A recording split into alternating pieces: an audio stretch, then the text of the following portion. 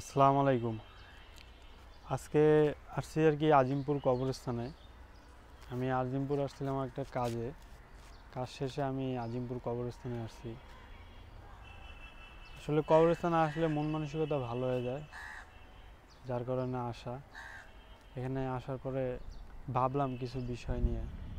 একটা জিনিস আপনি একটু চিন্তা করেন, আমরা অনেক কিছু স্বপ্ন দেখি যে কবে টাকা পয়সা হবে, বাড়িঘর হবে, এগুলো বিষয় নিয়ে আমরা চিন্তা করে ডিপ্রেশনে চলে যাই। কিন্তু পরিশেষে আমরা কি কিছু নিতে পারি? কিচ্ছু নিতে পারি না। আমরা অনেকের হক মেরে খাই, জায়গা জমি দখল করে খাই। আমরা অনেক ঠিকানা বানায় রাখি, আলিশান বাড়ি বানায় রাখি, আমার শেষ জীবনটা ওইখানে কাটাবো এটা ভেবে। কিন্তু আমরা কি কিচ্ছু নিতে পারি? নিতে পারি না। মানুষ শেষ সময় কিচ্ছু নিতে পারে না, শুধু একটা সাদা কাপড়, কটা বাঁশের লাঠি, এটাই তার সঙ্গী। এখন আপনি একটা জিনিস চিন্তা করে দেখেন, এই আজিমপুর কবরস্থানে কত মানুষ শুয়ে রয়েছে। আজিমপুর কবরস্থানে কি আপনি মনে করেন 2, 4, 5, 10, 15, 20 কোটি টাকার মালিকের কবর নাই? আছে, কিন্তু তারা কিচ্ছু নিতে পারেন এই সাথে। আপনি আজকে অন্যের একটা জিনিস ভোগ দখল করে খাচ্ছেন, এক সময় এটার হিসাব আপনাকে দিতে হবে। আপনি সাথে কি নিয়ে যাচ্ছেন? মানুষের মনে থাকার চেষ্টা করেন, মানুষের হক মেরে খেয়েন না। মানুষের জায়গা জমি যা দখল করে মানুষ খায়, শেষ সময় কি তা ওটা নিতে পারে? জোর করে নিয়ে যেতে পারে কবরে? পারে না। আপনি শেষ সময় কি নিয়ে যাবেন সাথে, বিষয়টা একবার চিন্তা করবেন। আসলে এইখানে আমি এসে না খুব ভাবলাম, আমি নিজেও মাঝে মাঝে আমার অনেক বিষয় চিন্তা করি, কবে বাড়িঘর করব, কবে টাকা পয়সা ব্যাংক ব্যালেন্স হবে। কিন্তু স্বার্থপর এই দুনিয়ায় এগুলো কার জন্য করব? কিন্তু কিছুই তো নিতে পারবো না। আমরা এই শহরে টাকা কামাইতে ব্যস্ত, বাড়িঘর মানুষের অন্যেরটা মাইরা খাইতে, দখল করে খাইতে মানে আমরা ব্যস্ত। কিন্তু পরিশেষে আমরা কিচ্ছু সাথে নিয়ে যাইতে পারবো না। এটাই হচ্ছে বাস্তবতা ভাই, এটাই হচ্ছে বাস্তবতা।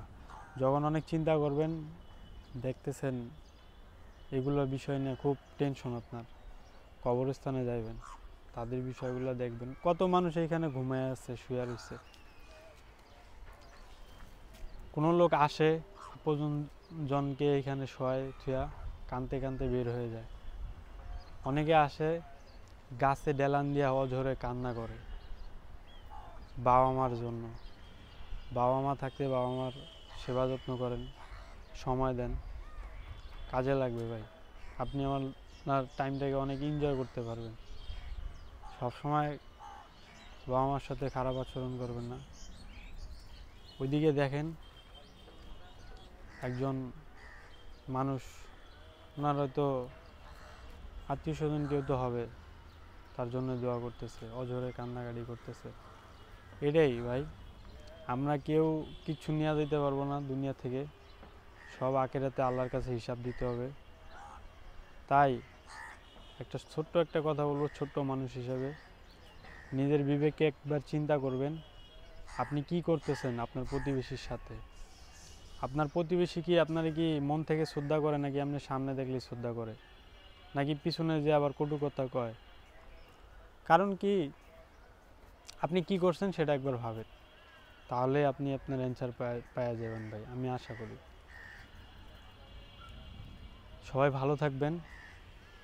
আমার আসলে কবরস্থানে আজকে এখানে এসে আমার মনটা অনেক ভালো লাগলো। কেন জানি মনে হলো যে একটু ঢুকি ভিতরে আজিমপুর কবরস্থানে। এর আগে 2-1 বার আমি আসছিলাম, আমার এইখানে একটু কাজ কামে আসা হয়, প্রয়োজন থাকে, তার জন্য আসি। কিন্তু আজকে আসলে ভিতরে ঢুকে আমার মনটা খুবই ভালো লাগলো। চিন্তা করলাম অনেক কিছু করার পরে যে না, আসলে কী নিয়ে তো আজ এটা চিন্তা ভাবনা করি। জীবন তো 2 দিনের, যা করার নিজের আখেরাতের জন্যই করি। আল্লাহ পাকের কাছে হিসাব দিতে হবে। ভালো থাকবেন, দোয়া করবেন। আসসালামু আলাইকুম।